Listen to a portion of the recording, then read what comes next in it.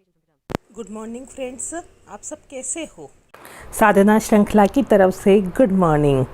आज हम साधना श्रृंखला की तरफ से ये सीखेंगे कि SUPW जो फाइल होती है वो कैसे बनाई जाती हैं, क्योंकि साधना श्रृंखला जब भी नई वीडियो लेकर आती हैं तो नए नए विषय के ऊपर वीडियो बनाती हैं।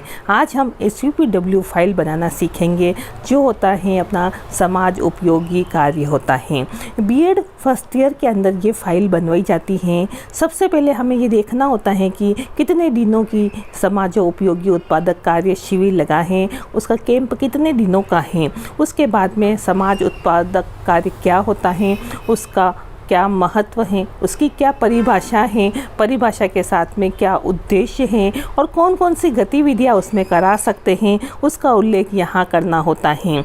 समाज उपयोगी कार्य के मेन उद्देश्य के आधार पर हम किस प्रकार से समाज के अंदर उस कार्यों को करेंगे, क्योंकि आने वाले समय में जब हम टीचर बन जाएंगे तब स्टूडेंट हमारे सामने होंगे, उन स्टूडेंट को हम क्या क्या सिखा सकते हैं वो यहाँ पर थोड़ा बताया गया है। हमने यहाँ पे 5 दिन का प्रतिवेदन लिया है। 5 दिन के प्रतिवेदन के साथ में हमने देखा है कि फर्स्ट दिन कौन कौन से कार्यक्रम होने वाले हैं और फर्स्ट दिन के कार्यक्रम के साथ ही किस प्रकार का यहाँ पर गतिविधि होती हैं, गतिविधि में क्या क्या चीज़ें चाहिए होती हैं, वो सब चीज़ें हमने यहाँ पर ली हैं। कौन कौन सी प्रतियोगिता, जैसे चम्मच रेस यहाँ पे ली, कुर्सी रेस ली हमने, लंगड़ी टांग रेस ली। इस प्रकार से साहित्यिक गतिविधियाँ हैं या आपकी खेल कूद संबंधी गतिविधियाँ हैं। फिर बाद में जो प्रतियोगिता आयोजित की जाती हैं उसमें कौन फर्स्ट आता है, कौन सेकंड, कौन थर्ड, वो वहाँ पर प्रतिवेदन के अंदर लिखना होता है। फिर सेकंड दिन में वापस वही वाली बात दोहरानी होती है कि आज हमारे यहाँ पर कौन सी प्रतियोगिता है, कौन से टीचर ने कौन से निर्देश दिए हैं और निर्देश देने के साथ में कौन कौन सी प्रतियोगिता रखी है। यहाँ हमने निबंध प्रतियोगिता रखी है, सामान्य ज्ञान प्रश्नोत्तरी प्रतियोगिता रखी है और सामान्य ज्ञान प्रश्नोत्तरी प्रतियोगिता में छात्रों का IQ लेवल टेस्ट किया जाता है। साथ में आशु भाषण तत्काल क्या बोल सकता है वो प्रतियोगिता भी हमने यहाँ पर रखी है। यहाँ पर जब हम देखते हैं कि ये सारी प्रतियोगिता केवल छात्रों का शारीरिक या मानसिक विकास ही नहीं कर रहा है बल्कि समग्र विकास की ओर SUPW शिविर ले जाता है।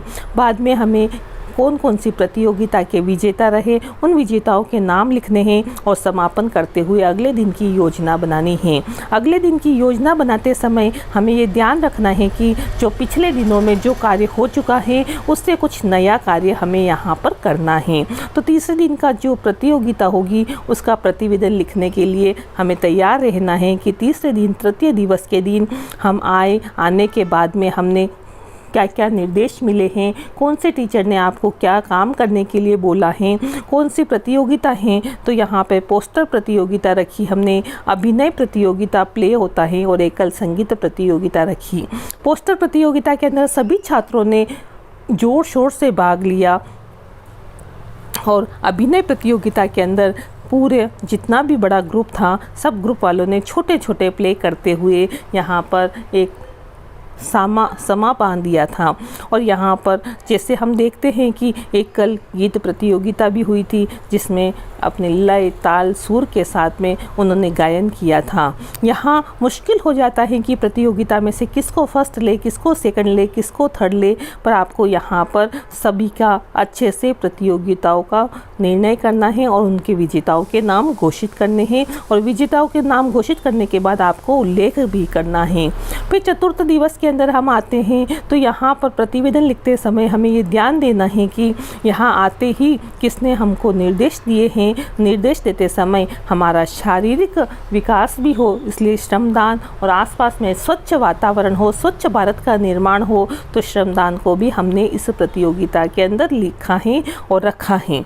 और साथ में फिर हम आगे बढ़ते हैं तो इसमें पूरा किसने सहयोग दिया, किसने कौन सा काम किया था, कौन से टीचर ने कौन सा काम बताया था, वो भी आपको यहाँ पर उल्लेख करना होता है।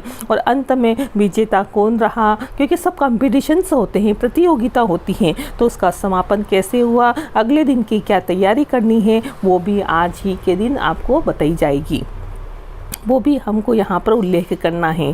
फिर पंचम दिवस आता है, 5वें दिन प्रतिवेदन लिखते समय हमें ये देखना है कि SUPW का मेन जो उद्देश्य है, उस उद्देश्य के आधार पर ही आपका जो गाइड है, आपको जो परामर्श देता है, गाइडेंस करता है, वो आपको बताएगा कि आज ये प्रतियोगिता है। आज हमने खेल कूद प्रतियोगिता का यहाँ पर लिखा है कि खो खो प्रतियोगिता, रस्सा कस्सी प्रतियोगिता, उसमें कैसे हुआ वो आपको यहाँ पर लिखना होता है।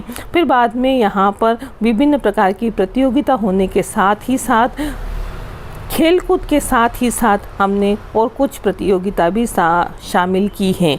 खेल कूद तो करने से थक जाते हैं, थकने के बाद में कुछ खाने का मन करता है, तो इसी के साथ में सेकंड सेशन के अंदर हमने भोजन प्रतियोगिता रखी थी। भोजन प्रतियोगिता में सब ने बहुत बढ़ चढ़ कर हिस्सा लेते हैं और कौन कौन सी चीज़ बनाते हैं, उनकी सजावट कैसे होती है, सजावट करते समय हमें किन किन मैनर्स का ध्यान रखना पड़ता है, किन किन बातों का ध्यान रखते हुए हम वो चीज़ बनाते हैं। यहाँ पर इन्होंने कस्टर्ड बनाया था, चाउमीन बनाया, ऐसे लिखा हुआ है। और उसके बाद में सब ने चखा, निर्णायक मंडल आया और चखा, उसके बाद में फर्स्ट सेकंड थर्ड जो आता है उसका यहाँ पर उल्लेख करना होता है।